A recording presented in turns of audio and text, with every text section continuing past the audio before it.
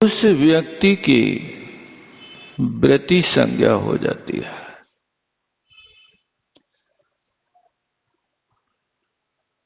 और वो आचरण में करना है। तो आचार्य उमा स्वामी महाराज ने कहा कि यदि सत्य व्रत का तुम्हें पालन करना है निष्ठा के साथ, तो 5 चीजों पर हमेशा अमल करो। इन 5 कारणों से व्यक्ति असत्य बोलता। पहला कारण, क्रोधी व्यक्ति हमेशा असत्य बोलता। क्रोध के काल में तुम्हारा सत्य धर्म नहीं पल सकता।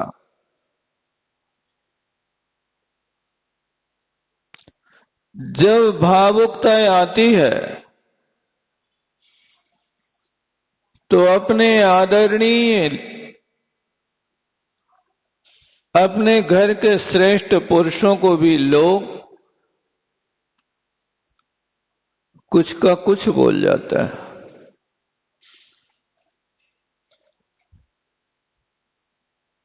पति पत्नी में झगड़ा हो रहा था,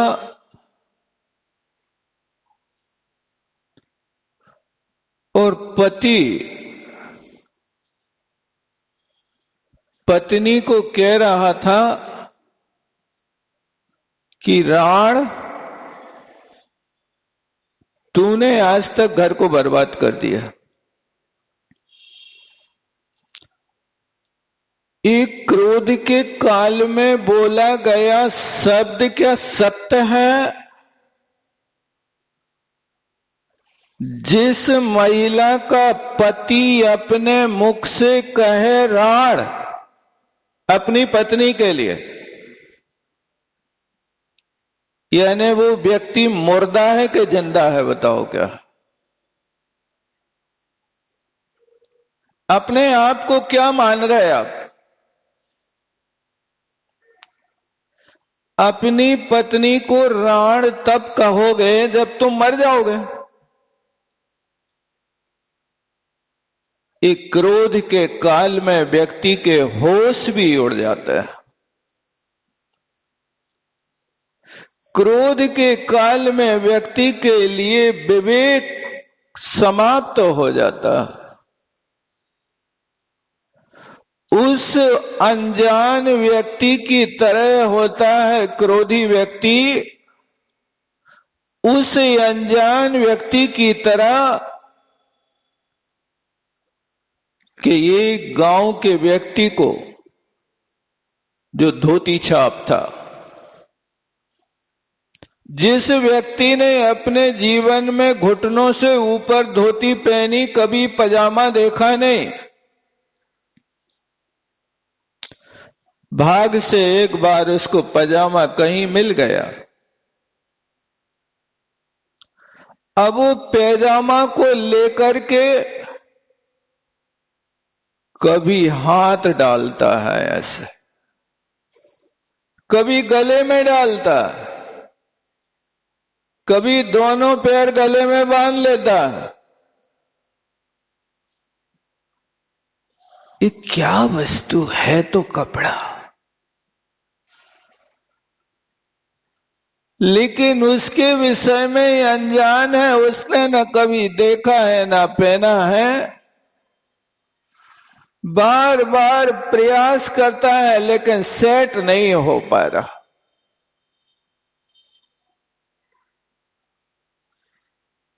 और किसी व्यक्ति ने एक बार बता दिया कि अरे भाई साहब, ये हाथों में पहनने की वस्तु नहीं,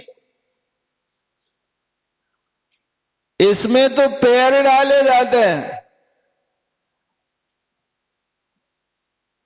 तो अब वो 2 पैरों को वहां नीचे से पजामा में डालने लगा। अरे भाई साहब, ये अभी भी सेट नहीं हो रहा, अब इसको उल्टा करो।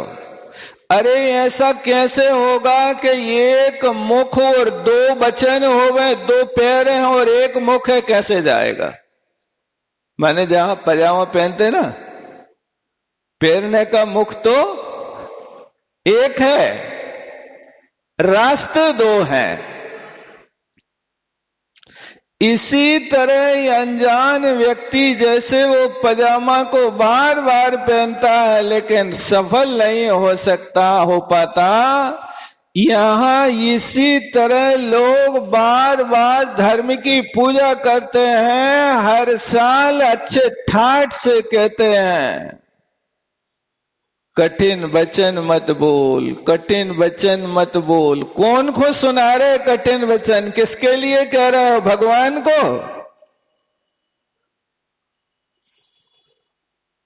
एक कठिन वचन मत बोल, ये पंक्ति किसके लिए लिखी है?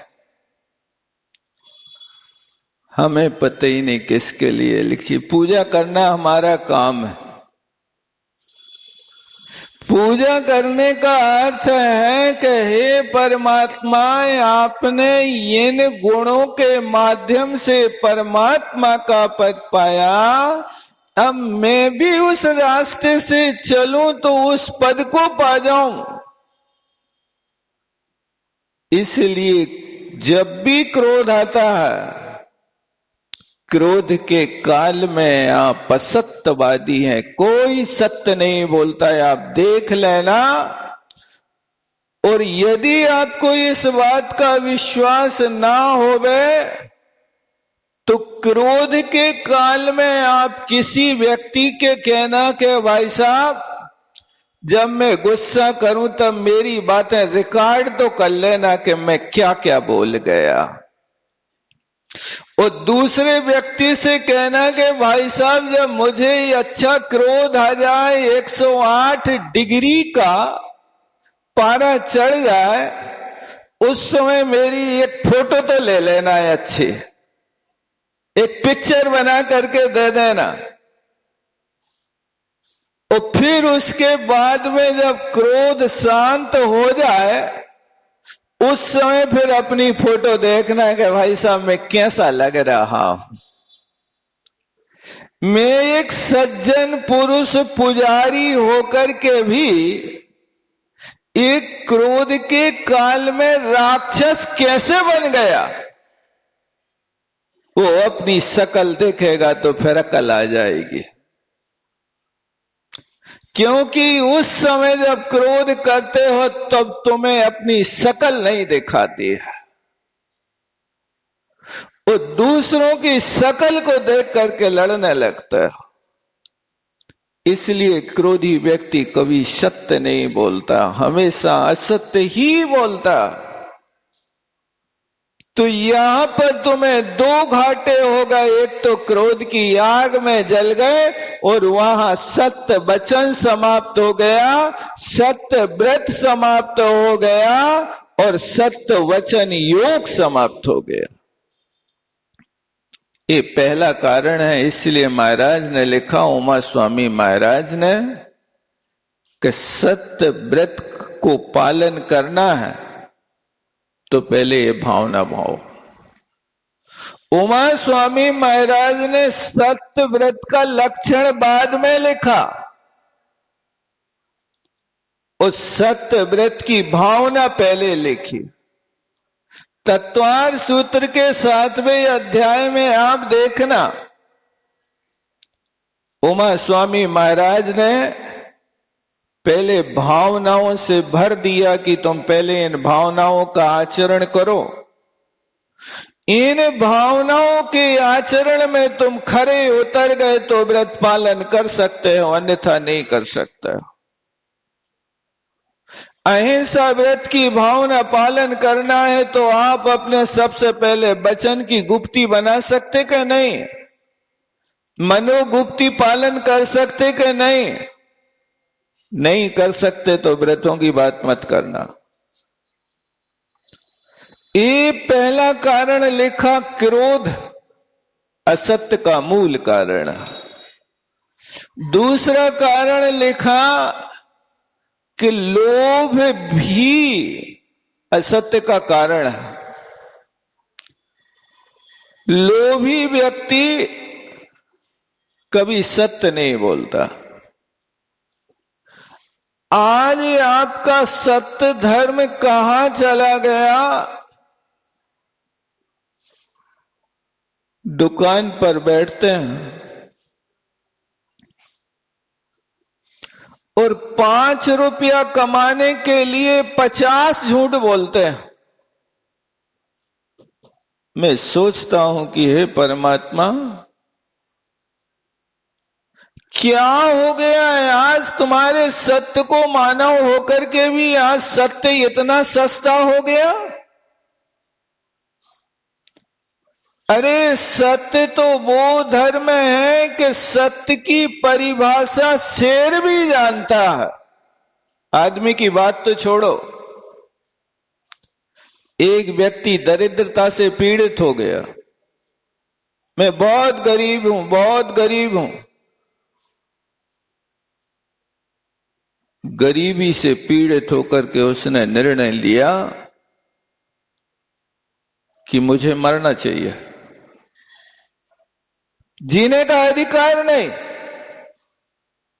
इतनी गरीबी कैसे सहन करूं। और शायद एक गाना भी चलता था, मौत दे दे मगर गरीबी न दे, ऐसा कुछ पढ़ते थे ना, पहले सुनते थे। वो व्यक्ति बहुत तिलमिला गया, अब वो जंगल चला गया मरने के लिए। मैं शेर के सामने जाकर के खड़ा हो जाऊंगा, यही किया।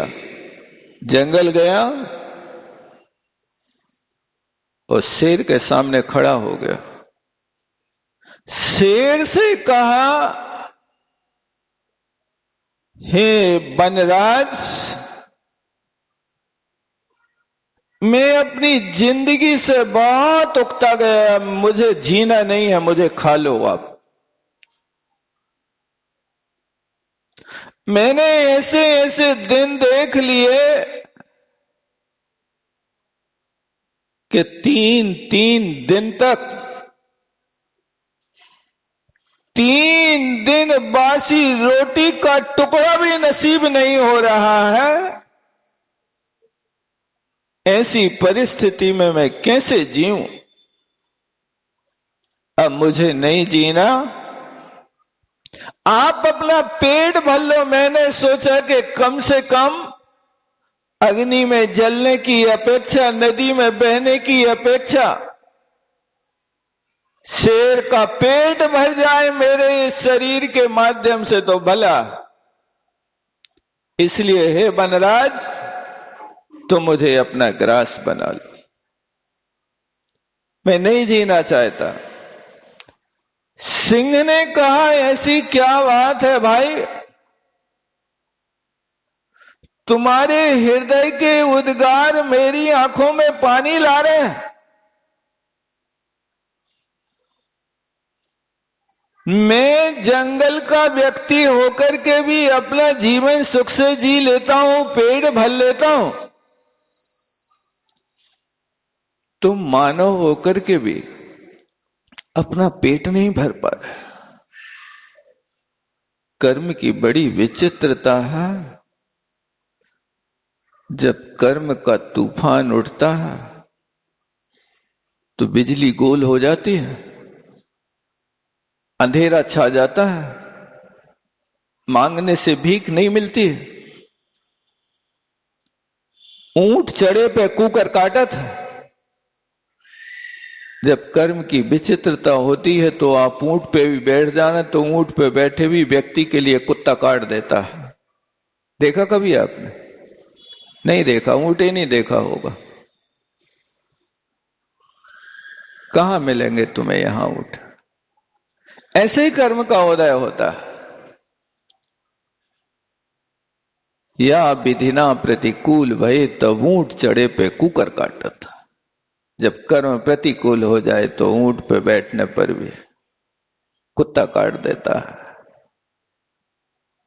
ये वो व्यक्ति ऐसे तीव्र कर्म के उदय से घिर गया कि अपना पेट नहीं भर पा रहा था। उसकी दीन और करुण आवाज को सुन करके शेर ने कहा, भैया तुम्हारा हृदय बहुत सत्यता से भरा है, तुम सत्य वचन कह रहे हो और मुझे विश्वास है कि विपत्ति व्यक्ति के सामने ऐसी आती है। सिंह ने कहा, तुम मरो मत, मैं तुम्हारा सहयोग करता हूं। मैं तो हमेशा यहां से गुजरने वाले सेठियों को खाता रहता हूं और उनके सोने के कड़े, उनके सैनिक सोने की चेनें मेरी गुफा में कई पड़ी हैं, चलो तो मेरी गुफा में वो ले लो। और शेर उस व्यक्ति को अपनी गुफा में ले गया और वहां गुफा में पड़े कड़े और चैन को ला करके अपने जीवन को उसने सुखी बना लिया। सत्यमेव जयते यहां लागू होता है कि एक शेर ने सत्य की परीक्षा ली और सत्यवादी के लिए दे दिया। मुझे तो लोगों के खून और मांस से मतलब है, सोना तो मेरे काम का कुछ भी नहीं है, लेकिन इस सोने से तुम्हारी दरिद्रता मिट जाएगी और तुम्हारी दरिद्रता मिटेगी, तुम सुखी हो जाओगे। जहां पर ये सत्य धर्म होता है वहां शेर भी सहयोगी बन जाता है, और जहां असत्य धर्म होता है, असत्य वचन होता है, आपन पूत सुपास न देखो, पेखो तिहायत पुरुष साचे को धर्म सब दीजिए। आप पढ़ के आए हैं आज। यदि आपका बेटा भी असत्यवादी है तो लोग उस पर विश्वास नहीं करते हैं। अपने पूत को भी कोई पास में नहीं रखता, बहुत झूठ बोलता। वो तीसरा व्यक्ति जो है उसके ऊपर इतना विश्वास होता है कि लोग अपनी करोड़ों की धरोहर उस पड़ोसी के पास रख देता है। इस सत्य का प्रभाव होता है। आपके अंदर यदि सत्य है तो शेर भी आपकी रक्षा करेगा और डाकू भी यदि लूट लेवे तो भी वे तुम्हारे पास सहयोग कर देंगे। आचरण में सत्यता होना चाहिए, अकेले वचन में नहीं। वचन से तो आप बोल देते हो लेकिन आचरण गलत कर लेते हो। एक बार एक सेठ गाड़ियों पर माल रख करके दूसरे गांव वंजी करने जा रहा था। रास्ते में डाकुओं ने लूट लिया। जितना माल बैलगाड़ी पर था वो तो ले ही लिया, लेकिन डाकुओं ने कहा कि यदि तुम्हें अपने प्राण सुरक्षित रखना है तो तुम 500 स्वर्ण मुद्राएं और हमारे पास दे दो। उसने कहा मुझे धर्म करने के लिए प्राणों की भीख दे दो, मैं 500 स्वर्ण मुद्राओं की और व्यवस्था कर देता हूं। उसने उन डाकुओं से पेन कागज लिया और अपने बेटे के लिए पत्र लिख दिया, प्यारे बेटे, प्राण संकट में है, इस समय आप 500 स्वर्ण मुद्राएं और इसी वक्त इस कागज को देखते भेज देना। बेटे ने पत्र पढ़ा, सारा रहस्य समझ लिया और बेटे ने 500 स्वर्ण मुद्राएं भेज दी। वो 500 स्वर्ण मुद्राएं लेकर के डाकुओं के परिवार का व्यक्ति वहां पहुंचा और सेठ ने उन मुद्राओं को देखा और डाकुओं ने देखा तो डाकू तो बड़े प्रसन्न हो गए, बांसों उछलने लगे। उसको भी लग रहा था कि सेठ भी मुस्कुराएगा क्योंकि इसका बंधन छूट जाएगा, इसको प्राणों की भीख मिल जाएगी। लेकिन सेठ उदासीन था। तो एक व्यक्ति ने सोचा, चोर और डाकू ने, कि हां भाई, जिसका लुट जाता वो उदासीन तो होता है, हंसेगा कैसे? तो उस डाकू ने पूछ लिया, दादाजी आपकी संपत्ति लुट गए इसलिए उदासीन हो,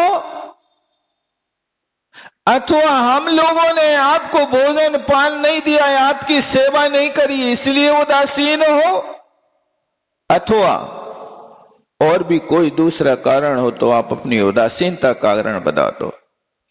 यदि संपत्ति के लुटने से उदासीन हो तब तो मुझे कोई गम नहीं है होगा, क्योंकि ये जो संपत्ति है, आचार्यों ने इसको 11वां प्राण कहा। 10 प्राण तो है ही, लेकिन इस संपत्ति को 11वां प्राण कहते कि 11वां प्राण। और अपन देखते भी हैं कि यदि किसी के घर में छापा पड़ जाए या डाका पड़ जाए तो लोगों को अटैक आ जाता है, काल के गाल में चले जाता है। लेकिन ये ना समझिए, आप समझदारी से काम करो, सत्य को पाने के लिए प्रयास करो। तो सेठ ने कहा, भैया संपत्ति लुट गई, इसका गम नहीं, क्योंकि पूर्व भाव में हमने भी किसी को लूटा होगा। जो जैसा करता है उसको वो करना पड़ता है, इसलिए हमने किसी को लूटा होगा, जितनी मात्रा में उसका कई गुना हम देना पड़ेगा, लूटना पड़ेगा, इसलिए भाई साहब उसका कोई गम नहीं। सबसे बड़ा खेद इस बात का है कि मेरे बेटे ने जो 500 स्वर्ण मुद्राएं भेजी हैं वो नकली भेजी हैं, असली स्वर्ण मुद्राएं नहीं भेजी। इसका मुझे खेद है कि मेरी सत्यता पर दाग लगेगा। कल जब डाकू बेचने जाएंगे बाजार में, उनको पीतल का भाव मिलेगा, वे मेरे ऊपर विश्वास नहीं करेंगे कि बनिया भी झूठ बोलने लगे। अब आज 500 स्वर्ण मुद्राएं मांगते हो, कल 5000 स्वर्ण मुद्राएं लूटोगे और साथ में मेरे प्राण लूटोगे, मेरा धर्म लूट जाएगा। मेरे बेटे ने बहुत गलत किया है आपके साथ, इसलिए मुझे बहुत उदासीनता है कि मेरा सत्य धर्म लुट रहा है। पैसा लुट रहा है इसकी कोई बात नहीं। देखो ये भी मनुष्य है, पैसे कमाने जा रहे, गाड़ी पे रख करके भार ढो रहे, लेकिन सत्य धर्म को नहीं बेच रहे। आज की दुनिया तो ऐसी हो गई है कि 300 रुपया की साड़ी के 700 बताता है, और वहां बताते बताते ग्राहक भी कहता है नहीं भाई साहब हम 300 की लेंगे। अरे भाई साहब कैसी बात करते हो आप? आज नींद में हो कि सपने में हो? तुम तो अपने ग्राहक हो, और अपने ग्राहक होकर के भी ऐसी बात कर रहे हो। तुमसे कभी ठगा है आज तक हमने? अच्छा भाई साहब 350 ले लो। नहीं, तुम अपने आओ, हमारा तो अधिकार तुम्हारे ऊपर है। हाँ, 700 के स्थान पे 600 रुपया तुम दे दो। ऐसे ग्राहकों को बताता सत्य बोल रहा है, इतने की तो खरीद नहीं भाई साहब, तुम कैसे मांग रहे हो? और उस ग्राहक के ऊपर विश्वास जमाता, ये तुम्हारा सत्य धर्म है। मुनाफा चौगुना लेकर दिया ऊपर से ताना है, इसलिए दे दिया सस्ता कि तू ग्राहक पुराना है। चौगुना मुनाफा ले रहा है और उसके बाद भी कह रहा है कि तुम पुराने ग्राहक हो, इसलिए तुम्हारे लिए सस्ता दे रहा है। ये सत्य धर्म में आप दुकान पे बैठ करके बेच रहे हो कि आप कपड़ा बेच रहे हो? क्या कर रहे हो? अरे पहले तो बहुत सत्यता होती थी, आप उठा करके देखो इतिहास। आचार्य शांति सागर जी ने भी घर में रह करके व्यापार किया, दुकान पे बैठे रहते थे, कपड़े की दुकान थी, यहां एक कोने में बैठे अपने ग्रंथ का स्वाध्याय करे। ग्राहक आया, भैया जी ये चीज चाहिए, 7 घोड़ा जी, पसंद कर लो। पसंद आ जाए उसी पे रेट लिखा है, उस रेट को देख लो, वहां मीटर पड़ा है, अपने हाथ से नाप लो और जितना पैसा हो गए गोलक में डाल दो। ये होते हैं व्यापार के, तुम व्यापार कर रहे हो कोई बात नहीं, लेकिन व्यापार करो कि ग्राहक भी तुम्हारे सामने इतना विश्वास कर ले कि ग्राहक को गोलक सौंप रहे, जितना पैसा हो उतना डाल दे गोलक। कभी भी लुटे नहीं, कभी गरीबी नहीं, कभी कोई उनके पास घाटा नहीं लगा, दिन दूना चौगना, रात चौगना बढ़ता गया। और ग्राहकी होती थी तो ऐसी होती थी कि उनके यहां तांता लगता था, कोई हल्ला नहीं करेगा, जो चाहिए ले लो, रेट लिखा है कोई पूछेगा नहीं, हिसाब तुम नहीं जानते हो तो बाजू वाले से पूछ लो। दुकान पर बैठकर के ही सत्य धर्म का पालन होता था। आज तुम व्यापार तो कर रहे हो, लेकिन व्यापार करने के बाद भी अपने धर्म को खोते जा रहे हो। और कई लोग आकर के कहते हैं महाराज यदि सत्यवादी युधिष्ठिर बन के बैठ जाए तो बीवी बच्चों को नहीं पाल पाएंगे। तुम्हारी धारणा बिल्कुल गलत है। जमाना भले ही कहीं जा रहा हो, लेकिन आप कोशिश करके देखो, कोशिश करने वालों की हार नहीं होती है। सत्य के माध्यम से भी धर्म चलता है, लेकिन धारणा ऐसी हो गई कि मुझे बहुत कमाना। कितना कमाना? आपकी कोई सीमा नहीं ना कमाने की। यदि आप सीमा बना लो कि मुझे इतना कमाना है, तो उसके बाद तुम संतोष को पाओगे। इसलिए लोभ के कारण वो झूठ बोलता है। उस सेठ ने तत्काल पुनः पत्र लिखा अपने बेटे को, बेटा स्वर्ण मुद्राएं चाहिए, आप स्वर्ण मुद्राओं को भेजिए। और बेटे ने 500 स्वर्ण मुद्राएं ओरिजिनल भेज दी। उनको देख करके अब उन डाकुओं को सौंपा तो सेठ के अंदर प्रसन्नता थी, हर्ष था, उत्साह था। सेठ अपने हाथ से 500 मुद्राएं दे रहा था, लेकिन डाकुओं के हाथ कांप रहे थे। सत्यमेव जयते, ये असत्य नहीं हो सकता। उनका हृदय भर गया। धन्य है, मैंने सत्यवादी धर्मात्मा को पकड़ लिया। चाहता तो 500 नकली मुद्राएं देकर के बंधन से छुटकारा पाकर के चला जाता, लेकिन नहीं। सत्य का पालन करने वाला व्यक्ति अब दे रहा है तो देते समय हर्ष है, हमारा धर्म पल रहा है, विश्वास रहेगा। उन डाकुओं के हृदय परिवर्तित हो गए भाई साहब, और उन डाकुओं ने उस दिन से डाका डालना छोड़ दिया और सेठ की सारी संपत्ति वापस कर दी जो लूटा था।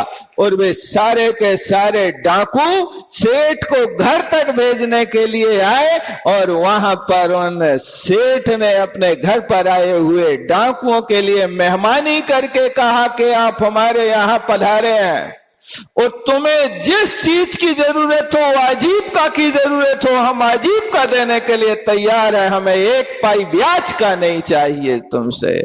वो वे सारे के सारे डाकू आंखों से पानी बहाते हुए कहा, मेरी भुजाओं में दम है, इन भुजाओं से अभी दूसरों के सिर काटता हूं, दूसरों की संपत्ति लूटता हूं।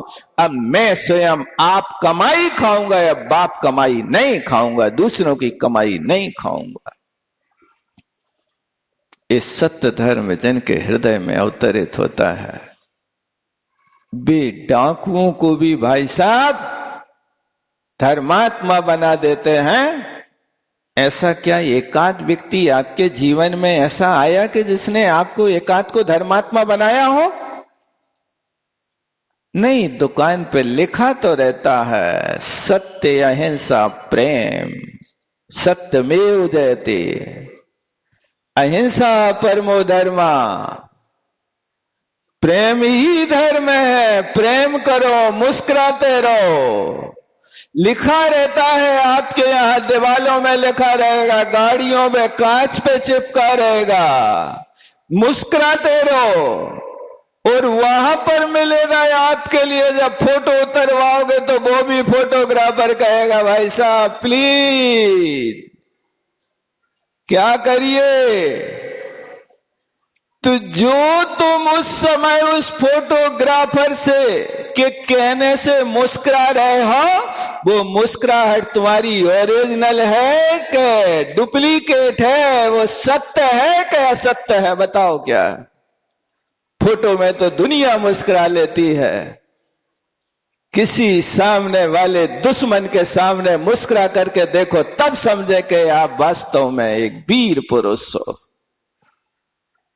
यदि आप दुश्मन के सामने खड़े होकर के एक मुस्कुराहट दे दो तो दुश्मनी मिल जाए, मिट जाए हमेशा के लिए।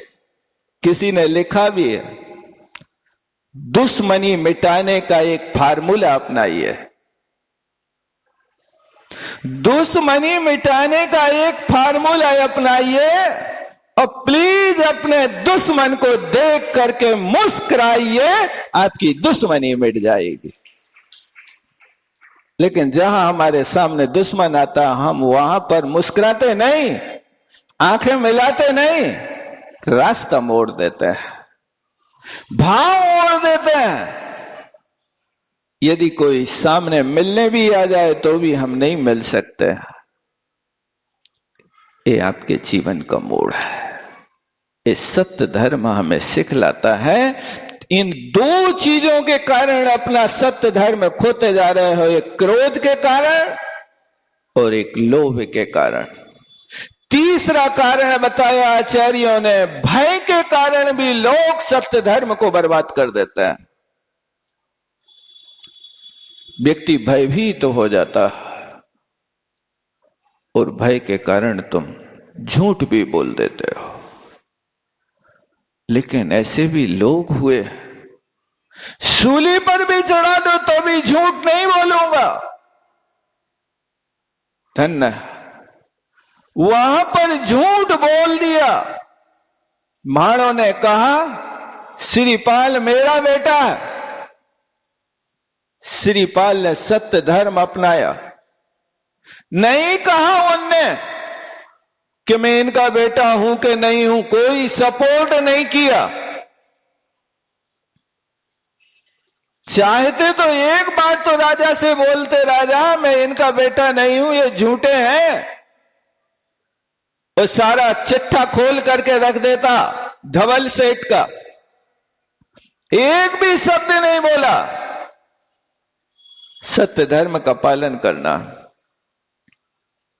और जैसे ही भाड़ों ने कहा ये मेरा बेटा है और राजा ने कहा तुम्हारा बेटा है, श्रीपाल ने एक मुस्कुराहट ले ली। मुस्कुरा रहा है मतलब इसका है कि वास्तव में उन्हीं का लड़का। अरे वे तो इसलिए मुस्कुरा रहे थे कि देखो कर्म कैसे कैसे खेल खिलाता है, जैसे तैसे समुद्र से बच के आ गए। समुद्र से निकल के आए तो इन भाणों ने अपना अधिकार जमा लिया और ये भी असत्य में बह गया। राजा के पास इतना विवेक नहीं रहा कि वो सत्य और असत्य का निर्णय कर ले वह, क्योंकि व्यक्ति की बुद्धि बड़ी निराली होती है, निर्णय करने की क्षमता नहीं होती। किसी सामने वाले व्यक्ति ने किसी से कह दिया तुम गधे हो, तो क्या करते आप लोग वैसे? उसने सामने वाले ने गधा कहा तो तुम उससे लड़ में बैठ जाते हो कि आगे बढ़ जाते हो? बताओ क्या करते हो? नहीं, उसने गधा कहा, हम उससे लड़ में बैठ जाते हैं। तो उसने गधा कहा तो तुमने अपनी आप की परीक्षा करी कि नहीं कि वो गधा कह रहा तो वास्तव में हम गधा हैं कि आदमी हैं? यदि वो आदमी से गधा कह रहा है तो वो असत्यवादी है, मैं तो सत्यवादी हूं, मैं तो सत्य का निर्णय करने वाला हूं, तो उसके कहने से मैं गधा कैसे हो सकता हूं? बस यहां इस शब्द को सुनते हैं, आप लड़ने बैठ जाते हैं और कसाय क्रोध आ जाता है और क्रोध आकर के फिर असत्य में डूब जाते हैं। सामने वाला गधा कह रहा है, ठीक है भाई, सब कहा है, आपने हम में कुछ गधा के लक्षण पाए होंगे, लेकिन गधे का अर्थ खच्चर नहीं होता है, ध्यान रखना। मूलतः तो एक गधा शब्द जो है ना, ये रोगी व्यक्ति के लिए प्रयोग किया जाता है, रोग के अंतर्गत आता है। लेकिन गधा कहा और वो उसमें चिपक गया खच्चर में, जबकि वो सामने वाला कह रहा माने तुम गधा हो, माने अज्ञान के रोगी हो। ये पूछना चाह रहा है कि तुम्हारे पास अज्ञान का रोग बना हुआ है, इसलिए तुम सही निर्णय नहीं कर पा रहे और तुमने उसके कहे को ना समझ करके उल्टा अर्थ लगा लिया और लड़ में बैठ गए और अपनी कोई परिचय नहीं किया कि वास्तव में हम गधा हैं कि आदमी हैं। उसके कहने से हम लड़ में बैठ जाते हैं। ये सत्य आचरण है कि असत्य आचरण है? ये आचरण गलत है। आप निर्णय करो कि सामने वाला जो कह रहा है वो, आप अपने घर में तो इस बात का निर्णय कर लेते हो कि जहां जैसा अवसर आता वैसा रूप धारण कर लेते हो। यदि आपका घर में कोई आपको मामा बुलाता है तो आप मामा बन जाते हो, कोई पापा कह के बुलाता तो पापा बन जाते हो, कोई दादा कह के बुलाता तो दादा बन जाते हो, कोई नाना कह के बुलाता तो नाना बन जाते हो। तो वहां पर जैसे आपने देखा कि हमारा नाती पोता अलग अलग रूप में बुला रहा है, एक के दादा भी हैं, एक के नाना भी हैं, एक के पिता भी हैं, एक के पति भी हैं, एक के भाई भी हैं। तो जैसे भी लोग घर से आवाज लगाते हो तुम उनकी सुन करके निर्णय कर लेते हमारा भनेज बुला रहा है, हमें अब मामा ही बनना पड़ेगा। बिल्कुल सत्य है, असत्य नहीं है। लेकिन कई घर में ऐसा होता कि पिता को भी मामा कहने लगते हैं। नहीं होता है ऐसा? होता है, क्या बात हो गई? तो वहां पर वो पिता भी मामा बन जाता है। हाउ ये संज्ञा लोक व्यवहार। आपको सत्य का निर्णय करना है कि सत्यता क्या है। अब सत्य के विषय में बहुत सारी बातें करना थी, समय अपना हो गया। बस मैं आपको इतनी चीजें बताना चाहता हूं कि ये 5 कारण है, फिर कभी अवसर पाकर के चर्चा करेंगे। इन 5 कारणों को टालने की कोशिश करो और अपने जीवन को एक ऐसा बांसुरी की भांति बनाओ कि जैसे बांसुरी होती है ना, बांसुरी के अंदर 3 गुण होते हैं। कौन से 3 गुण होते हैं? सबसे पहला गुण तो होता है कि बांसुरी कभी बिना बुलाए नहीं बोलती है। पता है? देखी कभी बांसुरी? देखना, ये सबसे अच्छा गुण है। रखी रहे टेबल पे बांसुरी कभी नहीं बजेगी।